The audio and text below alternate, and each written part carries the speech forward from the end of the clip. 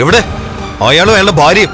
അവർക്കൊരു സന്തോഷ വാർത്തയുണ്ട്, കേൾപ്പിച്ചു കൊടുക്കാൻ ഞാൻ എന്റെ നാവിന്ന് തന്നെ.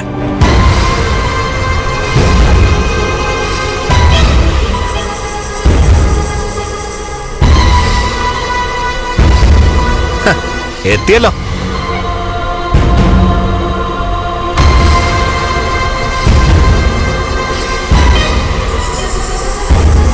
അവിടുന്ന് വിളി വന്നായിരുന്നോ?